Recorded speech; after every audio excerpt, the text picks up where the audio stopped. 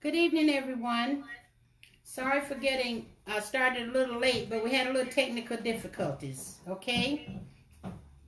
Tonight is April 29th. I'm getting vibrations. Tonight is April 29th, 2020. I believe this is our 7th week tonight as we make another attempt to share the Word of God with all of you who have so graciously decided to join us. Thank you. We'll begin our lesson tonight with a short review on the people in our Bible study chapters, Hezekiah and Sennacherib. There is so much history that I won't be able to get to all of it tonight. As I started studying the characters, the more I read, the deeper the history. I had to stop, so here we go. I'm not very good at multitasking, so bear with me tonight, okay? I ask the Lord to help me stay on course tonight and stick to the subject and give me today's version of how this lesson relates to us in the now. In other words, how does this lesson apply to our current everyday life situations? And what does He require of us? I'm learning quickly that what God told the prophets back in the day is the same thing that He is saying to us today. In Wikipedia, I found some definitions because I wanted to be familiar with who Hezekiah and Sennacherib was. And Hezekiah means Yahweh strengthens, Jehovah is my strength in Hebrew. And according to the Bible, he was the son of Ahaz and the 12th or 13th king of Judah. I got both versions from different references, so I just wanted to say both of them. And his reign was between 715 and 686 BC. He is considered a very righteous king in the book of Kings. I'm going to give you a couple of scriptures tonight on that. He's also one of the most prominent kings of Judah mentioned in the Bible and is one of the kings mentioned in the genealogy of Jesus in the Gospel of Matthew. I didn't even know that, but I went to Matthew. It's in 1 and verses 9 and 10. It is spelled with an E. It's called Ezekias. And so his genealogy is in there with the birth of Jesus. According to the Bible, Hezekiah witnessed the destruction of the northern kingdom of Israel by Sargon's Assyrians in 722 BC, and was king of Judah during the siege of Jerusalem by Sennacherib. I finally got to pronounce it right. I've been pronouncing it wrong all the way through. In 701 BC, Hezekiah enacted sweeping religious reforms, including a strict mandate for the sole worship of Yahweh and a prohibition on the venerating other deities within the temples of Jerusalem. In other words, the people were worshiping a lot of other foreign gods. So Hezekiah wanted to get these other gods out of the circulation, try to stop that and go back to worshiping the Lord, okay? And Isaiah and Micah, who were prophets, the other prophet, Micah, prophesied during his reign. Those were the two that prophesied during Hezekiah's reign. Hezekiah enacted, the main account of his reign is found in 2 Kings 18 through 20, Isaiah 36:39, and 2 Chronicles 29:32 of the Hebrew Bible, and that's our Bible as well. Proverbs 25 and 1 mentions that it is a collection of King Solomon's proverbs that were copied by the officials of King Hezekiah of Judah. His reign is also referred to in the books of the prophets, and that's Isaiah, Jeremiah, Hosea, and Micah. We talked about the rainbow and the tapestry, how the Lord had placed all of these different elements throughout the Bible, and there is a connection. There's a connecting point.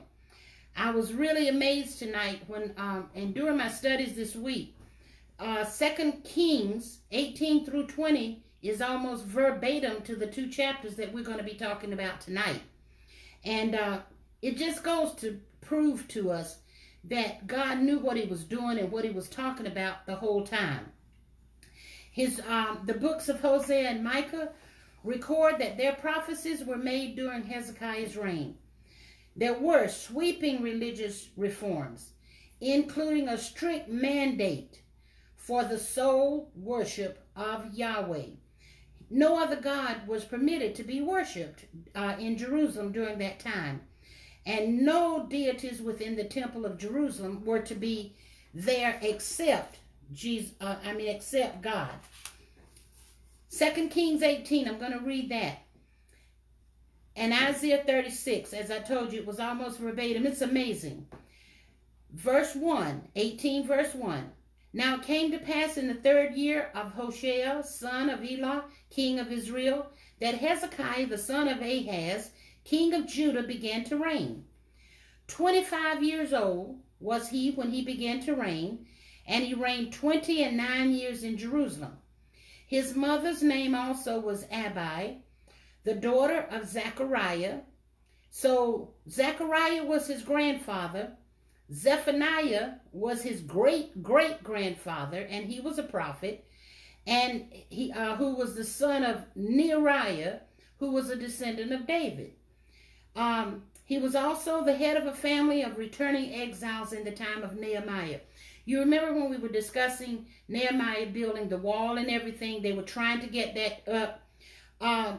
He was working with that, trying to orchestrate the returning people in the time of Nehemiah. 2 Chronicles 31. This is the Amplified. I'm reading from both of those. This is what Hezekiah did throughout Judah. And he did what was good, right, and true before the Lord his God. Every work which he began in the service of the house of God, in keeping with the law and the commandment, seeking and inquiring of his God, and longing for him, he did with all his heart and prospered. That's a beautiful character reference there. He did everything he could in the service of the house of God. He tried to keep the law and he tried to keep the commandments. And he was seeking and inquiring of his God and longing for him. And he did this with all of his heart. And I think there's room for all of us to add some more of our dedication and consecration to him.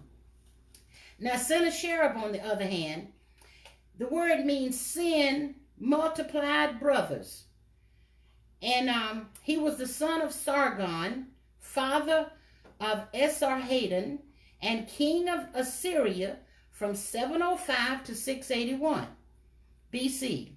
He attacked Judah during the reign of King Hezekiah, and Judah was delivered when, in response to the prayer of Hezekiah, an angel smote 185,000 Assyrian soldiers. I think at that time, Sennacherib backed off. So anytime someone, the angel comes down, and they were even talking, I may mention that somewhere later on, but they were thinking that Gabriel and Michael were the 2 angels that came down and did that work for the Lord that particular night. This was a result of prayer. When I read the scriptures, you'll see what's going on. But during this time, it goes to show a person who's consecrated to God, who's dedicated to keeping his law and his commandments, who's dedicated to walking circumspect before the Lord, God will regard our prayers. God will take care of us. Whatever he says he will do for us, he will keep that for us. Sennacherib died in 681 BC. And in 701, he put down a Jewish rebellion, laid siege to Jerusalem, but he spared it from destruction. And the only reason he backed off of it was because he lost these 185,000 Assyrian soldiers. I don't know if you all are seeing the picture like I'm seeing it, but You remember we talked in Sunday school that time about Daniel with the statue and how at the top of the statue was Babylon and all of that. If you connect the history, secular history, with biblical history, there'll be so many correlations between the two that will tend to verify one another. And this is something that we need to really pay attention to, because we started out at the top of the statue's head, and as I said last week, I think we're living in the bottom where the toes are now. So there's a lot of things that we need to keep in mind when we're studying the prophets and watching out for them. Now I'm going to give you a brief history of the 2 chapters that we're going to talk about tonight. It's a biblical account. I got this from the Wikipedia, and I'm looking up everything because these kings, there were so many kings, and during the time you got some mean people, you got some good people, and you got some good people who did some bad things, and then they repented of it, and the Lord helped them and blessed them and tried to get them back on the road to what they were trying to do. So these are some things that we really want to keep in mind. But this is just a small summary of the chapters that we're going to read, and then we're going to try to get into it. We may not be able to get through chapter 37. Both of these chapters are extremely long.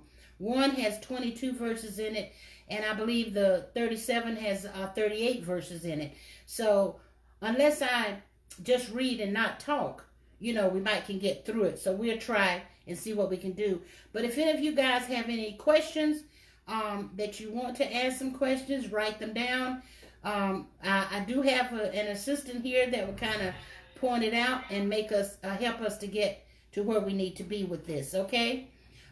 This is very new to all of us.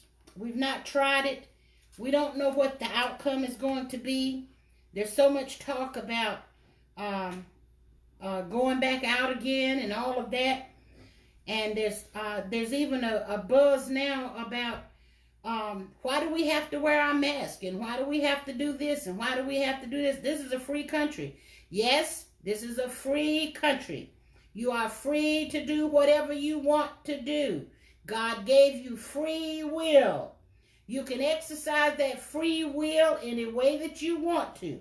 But as for me and this house, I'm going to wear my mask. Okay? So if you see me coming, I'm going to have my mask on. I'm going to be talking to you through my mask. And when I sit down, I might take it off. But when I turn around to talk to you, I'm coming up with it again. So we need to get adjusted to the new lifestyle. That's all. I also have another mask that's very nice. It goes behind the head. But we can even get fashionable with them, You can buy them. You can make them in the colors that you want. They can match your dresses. You know how fashion conscious we are. So we can just join the world and do whatever you do with these things. You might even get the face mask and have the gloves to match them. I don't know. But we're going to think about this and be inventive and enjoy life. Either way, I thank God that I'm alive, So we all have claustrophobia. This house is giving me claustrophobia. I'm so phobic that every time I walk around, I just get depressed sometimes, and then I have to look, and then I go open the door and take a breath of fresh air, and then I come back in the house. So we need to be able to care for ourselves, and don't be so reckless out there, okay? Let's consider one another. I want to protect you, and I definitely want you to consider protecting me, all right? But we're going to get into the lesson now. I said we have a short prelude to it, and I'm going to give you the story. So this is a Bible story, okay? The biblical account of Sennacherib's siege of Jerusalem begins with the destruction of the northern kingdom of Israel and its capital, Samaria. You've heard of Samaria in the Bible. According to the Hebrew Bible, the 10 northern tribes came to be known as the 10 lost tribes. I often wondered about that. Because as recorded in 2 Kings 17, they were carried off and settled with other peoples, as was the Assyrian policy. So what Sennacherib did was go into the towns. He ransacked the cities around Jerusalem. He did everything he could to get to Jerusalem. His goal was to set up his kingdom there, I do believe. 2 Kings 18 and 19 and parallel passage, 2 Chronicles and 32, 1 to 23 details Sennacherib's attack on Judah and capital Jerusalem.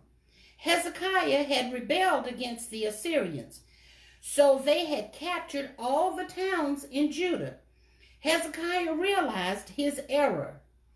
Now, sometimes you think it's an error, but it may not be an error. You see, Hezekiah was fighting battles as well. He was going around the country and defeating people and overtaking territories. But when he was captured, Hezekiah went against Sennacherib. And you know, sometimes people say you can't go against him. You know, the head man on the totem pole, you can't go against him. So now here's what he did. He sent great tribute to Sennacherib, but the Assyrians nevertheless marched toward Jerusalem. So he tried to make a deal with him, and I think we're going to hear something about that later on. Sennacherib sent his supreme commander and with an army to besiege Jerusalem, while he himself went to fight with the Egyptians. Sennacherib was fighting everybody. He was trying to conquer everything. He was trying to take over. The supreme commander, and this is in 36, met with Hezekiah's officials and threatened them to surrender. While hailing insults so the people of the city could hear, blaspheming Judah and particularly Jehovah. To be a captain of an army and to come down and to talk about all kinds of threats and things like that, we don't want anybody to threaten us. I don't want anyone to make me uneasy or threaten me or make me worry about my safety or whatever the case may be. And Hezekiah was a human being. He was tired. But here's what he says. It says, when the king Hezekiah heard of this, he tore his clothes, as was the custom of the day, for displaying deep anguish. He prayed to Jehovah in the temple. Isaiah the prophet told the king that Jehovah would take care of the whole matter and that he would return to his own lands. When the Lord places comfort in your heart, rest on it. Do not ask God for something, turn around 5 minutes later, ask him again, turn around, ask him again, and then sit and worry about it. Because if you're worrying about it, you're not trusting in the Lord. And the Lord wants us to be able to have confidence in him. The night that this is about the Assyrian soldiers, he was displaying this anguish. That night he prayed to Jehovah. Isaiah told him, don't worry about it, that Jehovah would take care of everything. That night the angels of Jehovah killed 185,000 Assyrian troops. Jewish tradition maintains that the angel Gabriel, along with Michael, was the angel sent to destroy the Assyrian troops, and that the destruction occurred on Passover night. We're still talking about Easter, aren't we? I don't understand this. We just went through Easter, went by Easter. We're just so happened to talk about Isaiah at a time during Passover. I don't know. I cannot call this a coincidence, because how do we know that? And it's definitely not on purpose, because there's no way that I would have known that this would be applicable to the Easter season. There's some things that I think we have to do. I was told that it takes 21 days to modify your behavior. If you do something for 21 days, it becomes a habit. Maybe we're cutting it too short. We may have to do it for 40 days in order for it to become a way of living. Sometimes we think about changing our behavior and changing our attitudes, but we do need to think about lengthening the time. God knows what he's doing during this time. Sennacherib soon returned to Nineveh in disgrace, because if you lost 185,000 people, you're the captain, you're the king, and you've lost all these people. He came back and he was embarrassed. I heard somewhere down the line, we've lost a lot of people. I can't even think of the number. How many have we lost now? Do you remember? Dad? Yes. In the U.S.? In the U.S. 50,000? Have we lost over 55,000 people? Anybody out there know? I think it's over 55,000 people. So what we're doing, if we continue to be disobedient, then we just might bring disgrace upon this nation. We might bring disgrace upon ourselves. So I would rather do like Hezekiah, go in and pray about it. Wait till I get a word from the Lord. We need a word from the Lord. And we cannot get a word from the Lord if we don't get serious with God. But once he returned in disgrace, it says some years later, while Sennacherib was worshiping in the temple of his god, Nisroch, 2 of his sons killed him and fled to Armenia. Some suggest that Psalm 46 was composed as a song of deliverance that was led by the Korahite Levitical singers and accompanied by the maidens with tambourines and sung by the inhabitants of Jerusalem after their successful defense of the city from the siege. So that's the end of the story. But there's a lot that's in the chapters, in the verses. In Isaiah 36, we're about to go into that. Verses 1 through 7 talks about Rabshakeh, who is the commander that Sennacherib sent to intimidate. That's the word. Intimidate Hezekiah and his people. He shows ignorance in 2 areas. Number 1, the worship of the Lord by Israel and the counsel of God had given Israel not to trust in Egypt, but in the Lord. You remember last week and week before we were talking about why are you going down to Egypt when they don't have nothing but the horses and all of that other stuff? Isaiah was encouraging Israel to trust in him, in the Lord. Verses 9 through 10, Rabshakeh ridicules them and blasphemes God by indicating that the Lord had directed him against Israel. So you got the northern kingdom, you got the southern kingdom, and they're against each other, and they're both claiming to live for the Lord. We got the northern kingdom and the southern kingdom doing the same thing today. We got the right and the left, we got the front and the back, all of us are against each other. We got those that are up and those that are down, they're all against each other. And all of them are saying that they're on God's side. And God, let me tell you something. With all the turmoil that's going on, God is not the author of confusion. If you're going to go into a crossroad, stand in the middle of a crossroad, and people are shooting bow and arrows at you from all directions, God's not in that. See, when God gets ready to get you, he'll take one arrow, shoot you, and you're gone. There's no ifs and ands about it. He will be precise in what he does. So if Sister Ida in North Carolina, I don't know if she hears me or not, but I was thinking about her so much. That woman did a lot to bring me to where I am in the Lord today.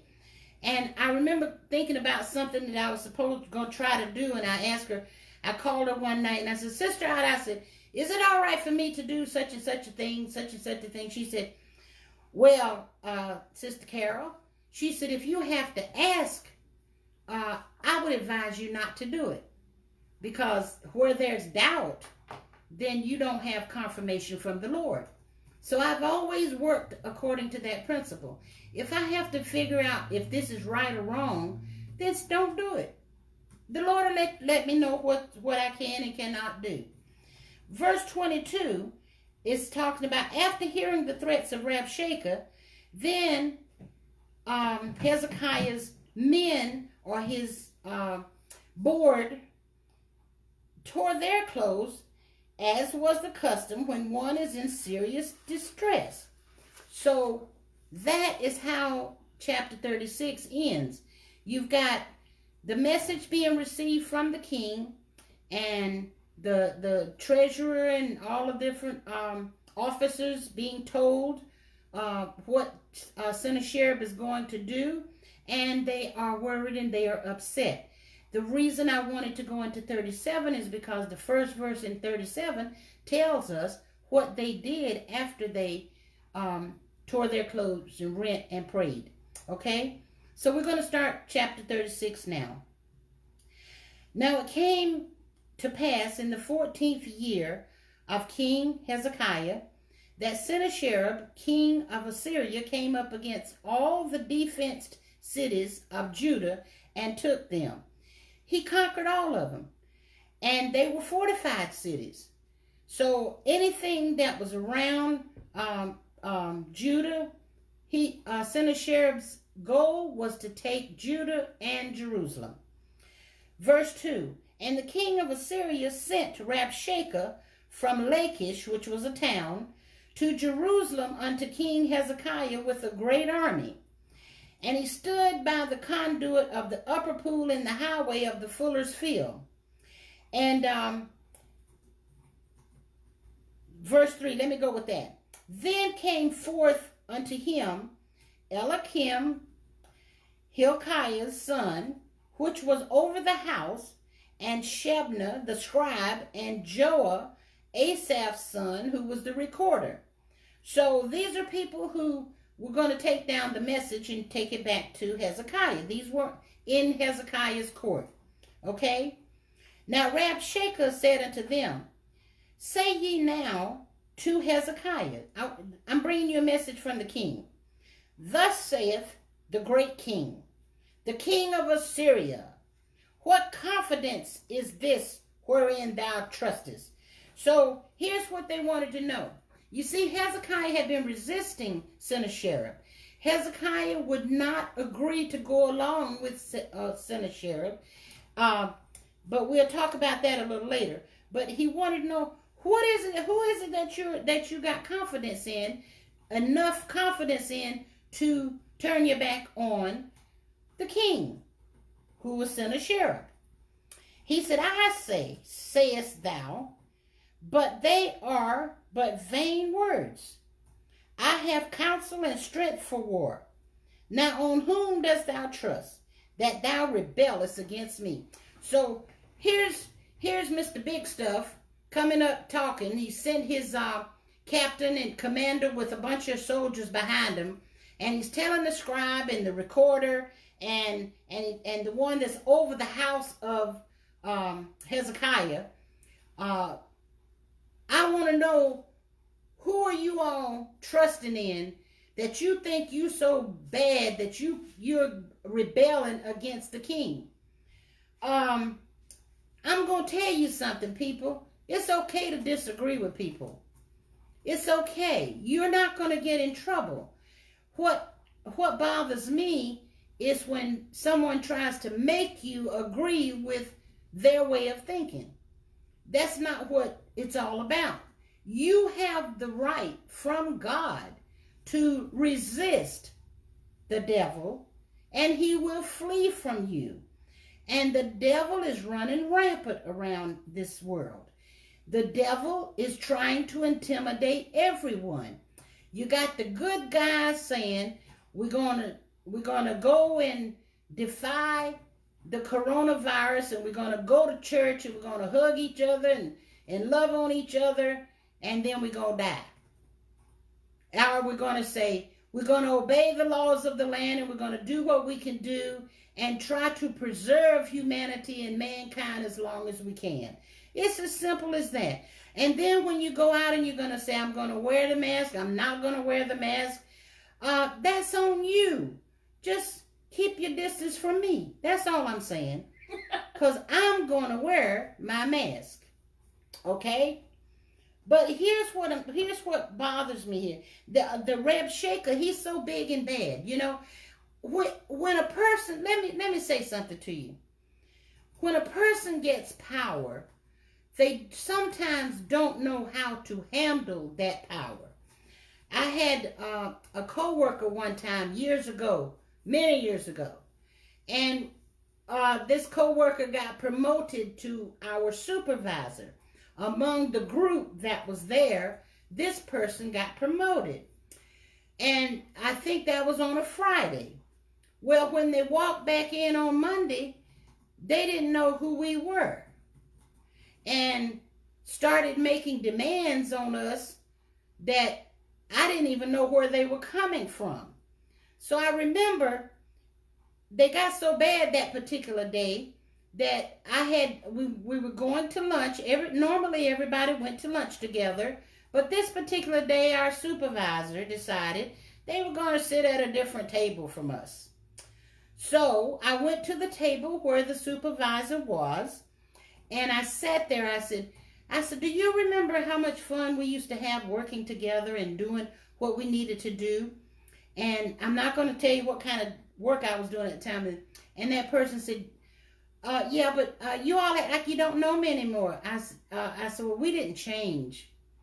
I said, you changed. And I said, I need to tell you something. We are the ground that you are walking on. And if there is a hole in the ground, we won't cover it up for you anymore. You need to treat us as we are human beings. We can't be stepped on and mistreated, and then you expect us to bow down to you. That's not going to work. We all did the same thing Friday. We all had the same job Friday. You just got elevated. And whatever you ask us to do, we will do it. But if you're coming to us like a big boss, that's not going to work with us. So they didn't take it too good, but I mean, they understood what I was saying. And this is what Rab Shaker and those were doing. You know, when people get power, they don't know what to do with it. They don't know what to do with it. Who are you? See, when you don't know God, these Rab Shaker did not know God. All Rab Shaker knew was that there were a lot of praying places around Judah. The people had built all these altars everywhere. When Hezekiah took over, he went all out down in Judah and all these other towns. He destroyed all of those altars. The only altar that was permitted to come and worship God was in the temple. So Rab Shaker saying, those people are mad with you because you did that. And that was not the case, because Rab Shaker did not understand who they were serving. Okay? Verse 6. Lo, thou trustest in the staff of this broken reed on Egypt, whereon if a man lean, it will go into his hand and pierce it. So is Pharaoh king of Egypt to all that trust in him. So what he's saying, you know, if you lean on a stick that's not too strong, it'll break. That's what he was telling you. And that's what I was telling my coworker that time. You know, if you lean on us too much, we're going to break and you're going to fall, because we're the one that's holding you up and making you look good. But Rab Shaker did not know that Hezekiah was serving God. And that's something that they didn't understand God and didn't know who he was. So that's why you have people out here in this world now talking bad things about God and saying things about Christians and calling us different names and all. That's okay. Let them call us whatever they want to call us. They don't know the God that we're serving. They are not clear on what he does for us. But he says, if you're trusting in a staff of this broken reed on Egypt, wherein if a man lean, it will go into his hand and pierce it. So is Pharaoh king of Egypt to all that trust in him. But if thou say to me, we trust in the Lord our God, is it not he whose high places and whose altars Hezekiah has taken away, and said to Judah and to Jerusalem, ye shall worship before this altar? So in other words, you ever had somebody backbite you? Go to somebody talking about you and say, oh, don't listen to them. They're no good. I wouldn't listen to them if I were you. I'd just go on and do something else. You see, he's tore down all your high places. You can't go out there. In other words, you got to travel all the way to the temple at Jerusalem before you can worship the God that he's talking about. Why didn't he just leave all these other altars out here? No, he didn't want to leave those altars out there. He wanted to take them all away from you all. Ye shall worship, and he's trying to boss you around and say, oh no, you're going to worship at this place. You're not going to worship over there. Yeah, God told him to clean everything up, and his heart was pure. He had talked to the Lord, and this is what the Lord had impressed upon him to do. He says in 7, but if thou say to me, we trust in the Lord our God, is not he whose high places and I just read that, whose altars Hezekiah had taken away, and said to Judah and Jerusalem, ye shall worship before this altar. Now therefore, give pledges, I pray thee, to my master, the king of Assyria, and I will give thee 2,000 horses, if thou be able on thy part to set riders on them. See, you're going to insult me first, and then you're going to tell me, why don't you all pledge your loyalty to my king?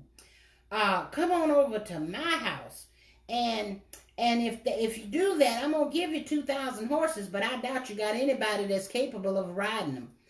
Has anybody ever told you that you are not capable of something? Has anyone ever told you that you don't have the capacity to learn, that you don't have the capacity to be a human being? Has anybody ever told you that you were no good, that this was not going to work? You see, this is what the devil will do. He will, while you're looking in the mirror, he'll talk to you and tell you how bad you are. We have to understand where our loyalty is coming from and what God can do for us. And that's what we're trying to do. He says, how then wilt thou turn away the face of one captain of the least of my master's servants, and put thy trust on Egypt for chariots and for horsemen? What they actually thought was that Hezekiah, which the children of Israel earlier on in Isaiah did, went down to Egypt to have a good time and party and everything and ride their horses. So Rabshakeh thought that they were looking at allegiance to Egypt rather than allegiance to Sennacherib. That's not the case. Hezekiah was trying to turn them to Jehovah God, and that's what he was trying to do. So, but you can misunderstand something. Communication is really rough in this world. He said, now how you going to go to somebody that's lower than Sennacherib is? My master is really up there. I need your loyalty. I need you to trust me. And then in 11 he said, in 10 he said, and am I now come up without the Lord against this land to destroy it? The Lord said unto me, go up against this land and destroy it. Then said Eliakim and Shebna and Joah unto Rabshakeh, speak, I pray, unto thy servants in the Syrian language, for we understand it, and speak not to us in the Jews' language, in the ears of the people that are on the wall. So now we're talking, gibberish, all that is pretty much like a little boy told his mom one time, you talking to the hand, because this ain't comprehending what you said, you just talking to the hand. And that's what they were basically saying. We know, we understand something in another way, but you need to talk to us in some other way. But Rabshakeh said, hath my master sent me to thy master and to thee to speak these words? Hath he not sent me to the men that sit upon the wall, that they may eat their own dung and drink their own piss with you? You're in bad shape. You're in bad shape when you drop to that level. See, I think sometimes we don't understand how people want you, how low people want you to get. And Rabshakeh was just telling them, if you're not with us, listen to this. If you're not with us, and if you're not on our side, we're going to cut your food off. We're going to cut your provisions off. You're not going to have anything to eat or drink. And this is not the way God wants his people to be. The Rabshakeh was really blaspheming the Lord at this time. 13. Then Rabshakeh stood and cried with a loud voice in the Jews' language, and said, hear ye the words of the great king, the king of Assyria. He wasn't getting any progress, wasn't making any progress with the gentleman, Eliakim and the Shebna and Joash. I got to get these names together. But he wasn't making any progress. So you know what he did? He just looked up, and all the people that were gathered around, he started talking to them. If you can't get the head to agree with you, you go to the crowd and get the crowd to agree with you. And if you can get the crowd to agree with you, then they can overthrow you and whatever you're standing for. Please don't be a part of confusion. Okay? He said, thus saith the king. He's still talking bad talk about King Hezekiah. He says, thus saith the king, let not Hezekiah deceive you, for he shall not be able to deliver you. You ever heard of somebody undermining somebody, undercutting somebody, backbiting against somebody? That's all Rabshakeh was doing. He's so big and mighty because he served in a mighty army with a mighty king who had destroyed all the cities of Judah around Jerusalem, and his eye was on conquering Jerusalem. But the Lord had told Isaiah, we're going to take care of it. You don't have to worry about it. That was back in a few years earlier. Now, here we come again. 16, it says, Hezekiah, hearken not to Hezekiah. Okay? See, the first 15, he said, don't let Hezekiah, neither let Hezekiah make you trust in the Lord. See, he didn't even tell him, don't trust Hezekiah. He didn't want you to trust Hezekiah, nor did he want you to trust in the Lord. How many people have told you that? God ain't going to do nothing to come down here and do that. And there was some kind of funny story on Facebook the other day where the woman was praying for God to bring her some food. And the atheist came by and brought her some food. And he said, see, God didn't bring you no food. And she said, oh, yes, he did. He put it in your heart to bring it to me. So you're an instrument of God, even if you don't know you're an instrument of God. You in your meanness, you still being a worker for the Lord and don't know it. But he said, hearken not to Hezekiah, for thus saith the king of Assyria, make an agreement with me by a present, and come out to me, and eat ye every one of his vine, and every one of his fig tree, and drink ye every one of the waters of his own cistern. So here's what it said. I'm going to give you a chicken in every pot, and I'm going to give you a water that you can drink, and you won't have to worry about the well that it's coming out of. I'm going to provide all these things for you. The devil will make a lot of promises to you. Don't tell me he won't promise you that you're going to get out of everything. And that's what that's his job. He said, every one of the waters of his own cistern, until I come and take you away to a land like your own land, a land of corn and wine, a land of bread and vineyards. Oh, Sennacherib sent Rabshakeh to promise them, I'm going to give you, what is it, a chicken in every pot and an apple pie on every plate, on every table, and you're going to just have another home that's going to be even more beautiful than where you are now. Some people will listen to the devil. 18. Rabshakeh, he's using all this time to undercut and undermine King Hezekiah. Hezekiah hasn't heard this message yet. Beware, lest Hezekiah persuade you, saying, the Lord will deliver us. Hath any of the gods of this nation delivered his land out of the hand of the king of Assyria? In other words, has anybody in here delivered their land out of the hand of the king? In other words, when the king comes, when king of Assyria comes, you don't stand a chance. You're not big enough, bad enough to fight against the king, King Sennacherib. He said, where are the gods of Hamath and Arphad? Where are the gods of Sepharvaim? And have they delivered Samaria out of my hand? In other words, Sennacherib had already defeated that, had claimed that land.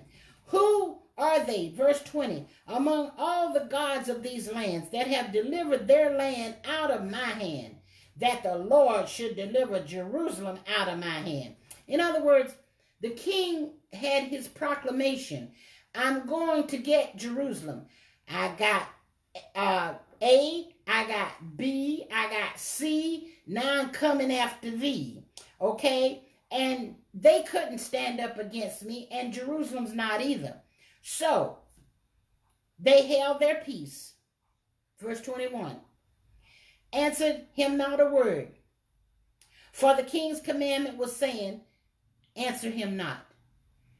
If fool comes up to you talking, fool talk, don't be a fool and try to argue with him, okay? Just let the fool talk. Better for you to, for most of us to think someone's a fool than to open your mouth and remove all doubt. That's what they used to tell me.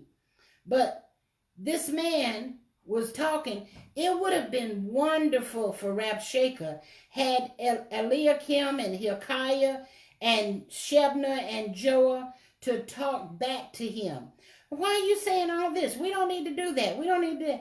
Oh yeah, we just might tell it. So they never said anything to him. Sometimes it's best for us to keep our mouths shut. If you disagree or agree. And then in 22 it said, then came Eliakim and the son of Hilkiah, that was over the household, and Shebna, the scribe, and Joah, the son of Asaph, the recorder, to Hezekiah with their clothes rent, and told him the words of Rabshakeh. Now, this is really a story that just chapter 36 is just telling us that King Sennacherib wanted Jerusalem, but he had to go through King Hezekiah to get it. Hezekiah had been resisting Sennacherib based on his prayers to the Lord. Isaiah, who was the prophet at that time, had told Hezekiah, don't worry about it. The Lord is going to take care of you. He proved to him that he was on his side when he defeated those, or had the angels killed those 185,000 people. You think God won't kill people for us? You think God won't do things for us? When the Jerusalem or the judgment day comes and the new Jerusalem comes down, God's going to be awesome and fierce with his wrath on the sinners and the devil in this world. Okay? So, I don't know what time it is. I don't know if we're running late or not, but I would like to just give us a little bit of 37, because if Eliakim and those went to talk to Hezekiah, I want to tell you what they said, what Hezekiah did as a result of that. Now, you got to remember, early on, Hezekiah, the first encounter he had with Sennacherib, he went, he talked to Sennacherib, and he gave him a lot of the precious things that they had in the temple. Gave him a lot of money, a lot of gold, a lot of stuff, and he had to repent for that. Okay? Isaiah 37.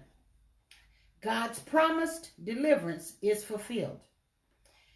Verse 1, sackcloth was used to afflict oneself in a sense of mourning. 6 through 7, God's answer to Sennacherib's threats. Don't let threats intimidate you. Verse 14 through 20, Hezekiah immediately brings his problem to the Lord.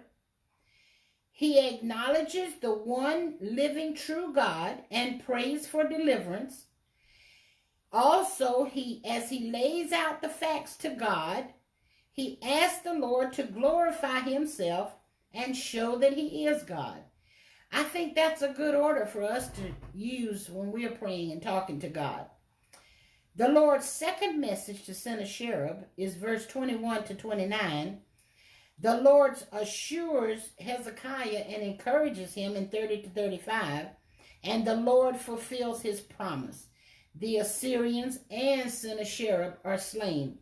And based on the introduction, I told you how Sennacherib died. And if I was a teacher, I would give you some questions and get you to write the answers to them. Would you like a quiz next week? I'm talking to my Zoom people. Would you like a quiz? I turned off your mic. Should I turn it on? Okay, that's all right. They can't hear me. They can hear you. You can't hear them. Okay. All right. So Isaiah 37. And it came to pass, and I want you to see the transition between 36 and 37. Eliakim and all of them, they put their clothes and they went to Hezekiah to tell him what happened. It came to pass when King Hezekiah heard it, that he rent his clothes and covered himself with sackcloth and went into the house of the Lord. And he sent Eliakim, who was over the household, and Shebna the scribe, and the elders of the priests covered with sackcloth unto Isaiah the prophet, the son of Amos. So, here's what happened. When Hezekiah heard about it, do you think he came up with an answer? No, he didn't come up with an answer. What he came up with was a solution to the problem. Go and talk to Isaiah. Isaiah is the man of God. We're going to seek advice from him before we get word back to Sennacherib about anything. So it says that he sent Eliakim, who was the head of the household, with sackcloth unto Isaiah the prophet, the son of Amos. I'm only going to go halfway this time. And they said unto him, Thus saith Hezekiah, This day is a day of trouble and of rebuke and of blasphemy, for the children are come to the birth, and there is not strength to bring forth. In other words, Hezekiah was saying, we're not strong enough to go against Sennacherib by ourselves. And then it says, It may be the Lord thy God will hear the words of Rabshakeh, whom the king of Assyria his master has sent, to reproach the living God, and will reprove the words which the Lord thy God had heard. Wherefore lift up thy prayer for the remnant that is left. So the servants of King Hezekiah came to Isaiah. And Isaiah said unto them, Thus shall ye say unto your master. Go back to Hezekiah and tell him this. And Isaiah said unto them, Thus shall ye say unto your master, Thus saith the Lord, Be not afraid of the words thou hast heard, wherein the servants of the king of Assyria have blasphemed me. Behold, now listen to this, y'all.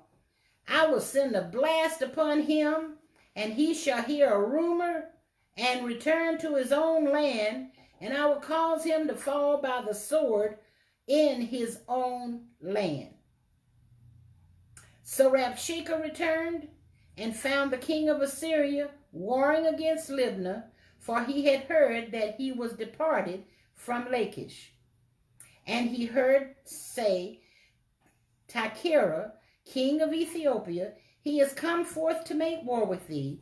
And when he heard it, he sent his messengers to Hezekiah, saying, Thus shall you speak to Hezekiah, king of Judah, saying, Let not thy God, in whom thou trustest, deceive thee, saying, Jerusalem shall not be given into the hand of the king of Assyria.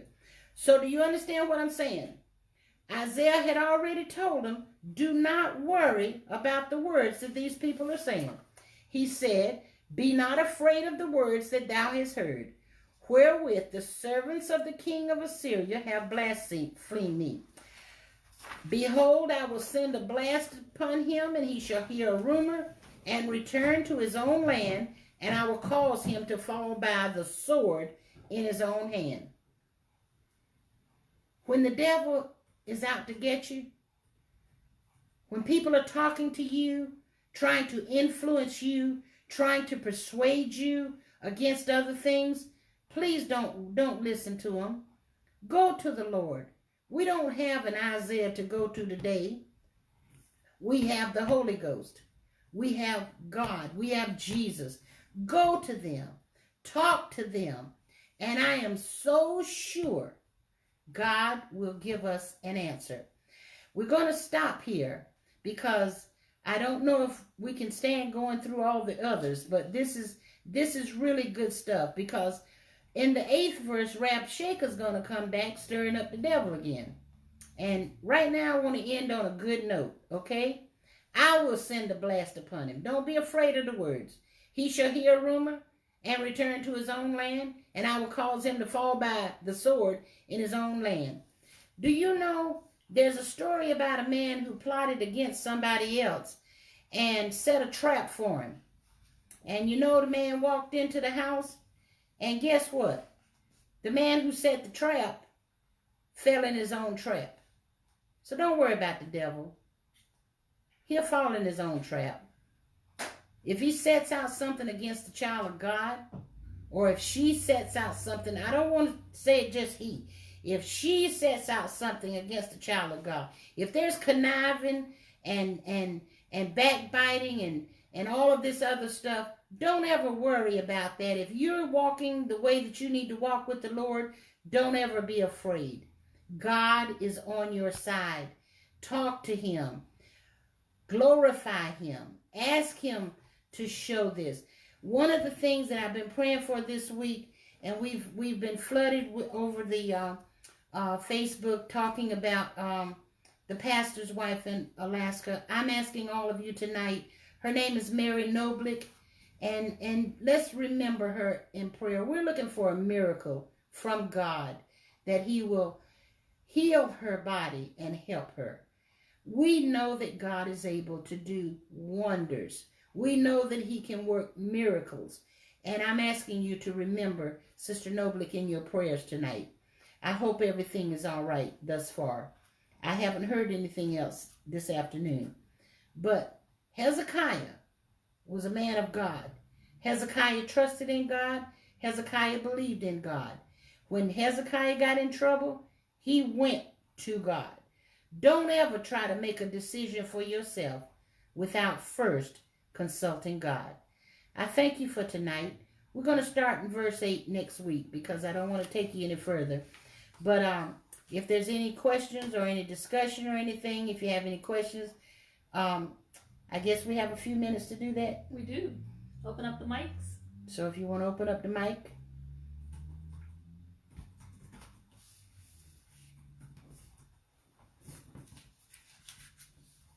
The one thing that I'd like to ask all of you is, what did you get from tonight's lesson? Hang on. I'm telling her now.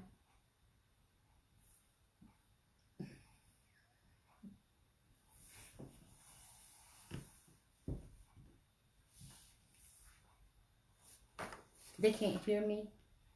You can hear me? Do this. I can't hear you. So they're trying to help us so we can get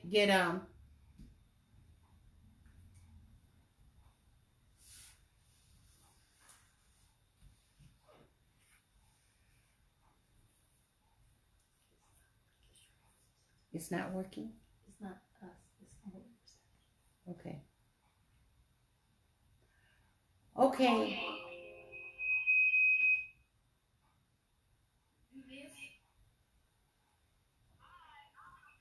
Can you talk? Can you hear me? Okay, I can hear you guys now. So how are you all doing tonight? All right. Any conversation? Any thoughts?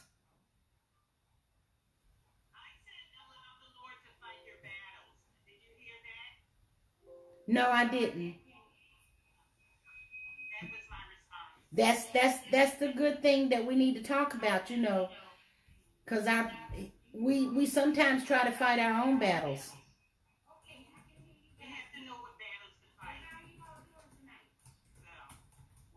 Don't worry about that. Okay. Well, since this is new tonight,